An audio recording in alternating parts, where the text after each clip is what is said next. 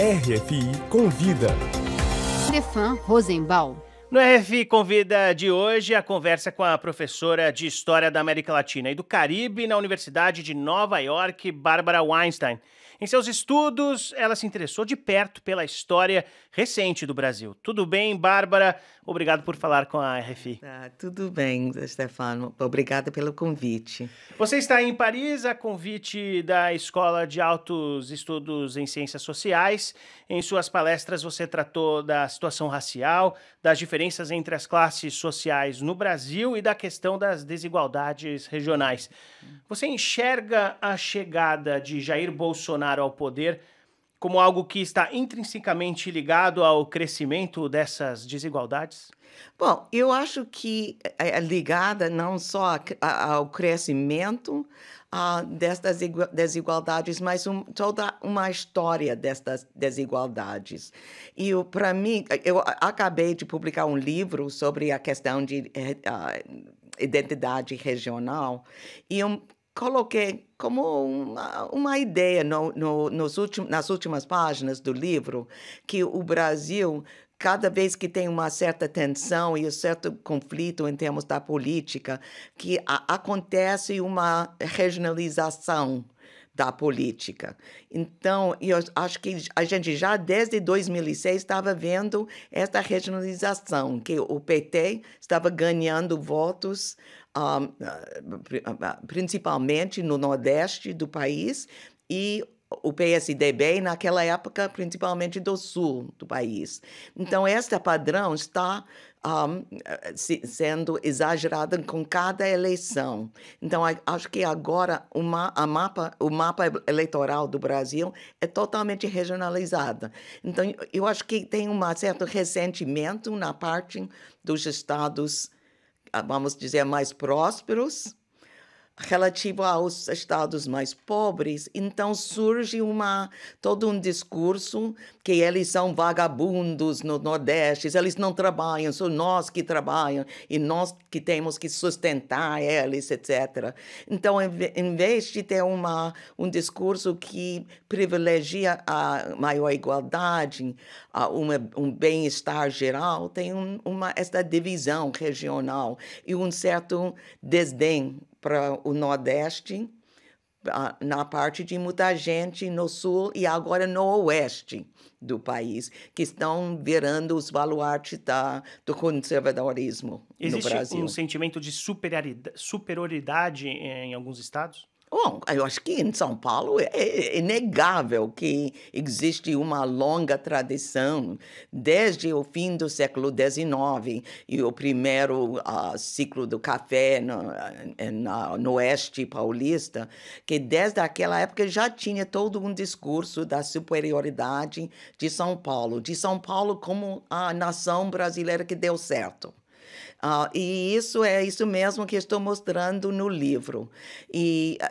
Então, eu acho que isso é inegável. Acho que hoje em dia, além disso, tem um discurso do Oeste, dos países Mato Grosso do Sul, que somos uma nova geração de agricultores modernos que fizeram tudo por nós mesmos. Enquanto, obviamente, tudo isso é fruto de várias tentativas acadêmicas, universitárias, do governo, etc., para criar a possibilidade de explorar o Oeste em termos de agricultura. Mas eu acho que este discurso, no momento, está muito forte, que eu mesmo fiz tudo, o Estado não fez nada para mim, o Estado só faz coisas para os pobres e não para a gente que estão bem-sucedidos na vida. Esse discurso vem de quando? Será que 2002, na chegada de Lula, foi uma exceção a esse tipo de discurso? Bom, eu acho que se a gente olha para o mapa eleitoral em 1994, 98 e 2002, o mapa é quase uma cor. Então, no caso de Fernando Henrique, é tudo azul. No caso da primeira eleição do Lula, é tudo vermelho. Acho que Alagoas era o único estado que a maioria não votou em Lula. Bom, então isso já muda em 2006. Então a gente tem que perguntar qual é que aconteceu. Tem gente que diz que é por causa do escândalo do mensalão. Mas eu acho que nem isso explica. Eu acho que com os primeiros anos da gestão do Lula, ficou claro que uma das maiores preocupações do governo era a situação dos mais pobres no Brasil, e os mais pobres estão no Nordeste e Norte do país.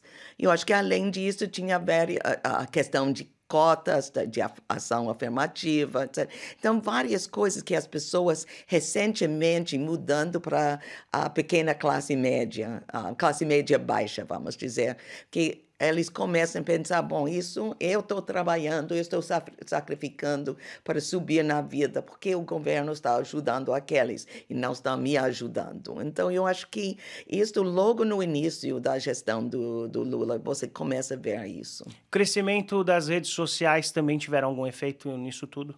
Desculpa, O crescimento das redes sociais. Redes sociais. Sim, pelo internet. Claro, eu acho que todo mundo hoje em dia, isto alimenta a frustração, o ressentimento das pessoas. Então eu acho que as pessoas têm cada vez menos vida coletiva. A única vida coletiva, ou as igrejas evangélicas, que geralmente alimenta esse tipo de discurso, ou a internet, onde você pode achar uma caixa de eco para qualquer coisa que interessa você. Então, se você tem alguma noção de conspiração, etc., é fácil você achar um site onde todo mundo concorda com você. Você, americana, nova-iorquina, do Brooklyn, você consegue enxergar algumas situações similares entre a situação hoje do Brasil e dos Estados Unidos com a chegada de Donald Trump? Bom, claro que há muitos elementos em comum entre os dois presidentes. E eu não vou falar de certas coisas, para mim, óbvias, mas eu acho que nem precisa entrar no assunto.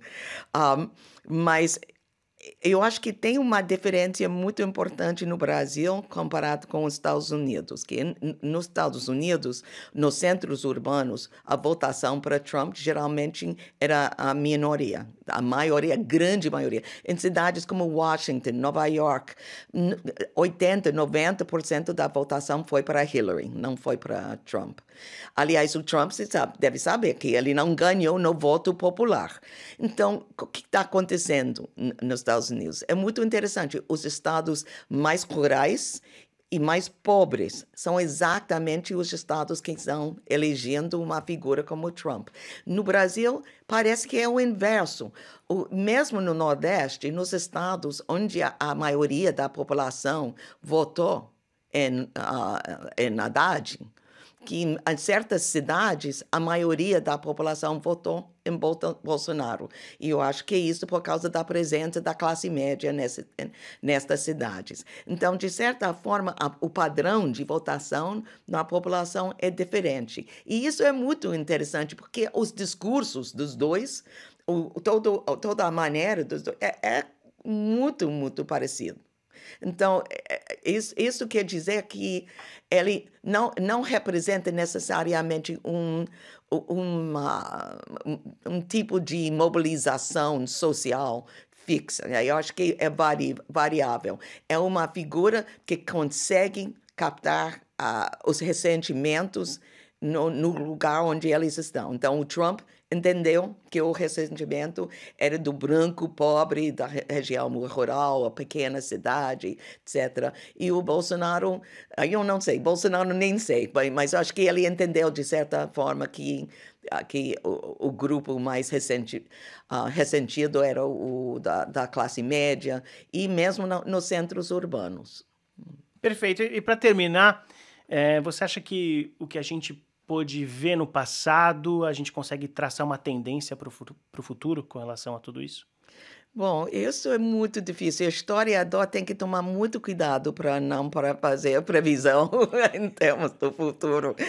Porque muitas vezes o passado o passado é um recurso para não repetir certos erros, mas eu acho que não é um recurso para entender o futuro. Mas eu acho que é importante a gente pensar como lidar com este problema do regionalismo, da divisão do país e como deixar mais claro que isso melhorar o padrão de vida para os pobres, melhora a vida para todo mundo. E isto é necessário nos Estados Unidos, isto é necessário no Brasil. Isso não existe um lugar onde isto não é uma coisa necessária.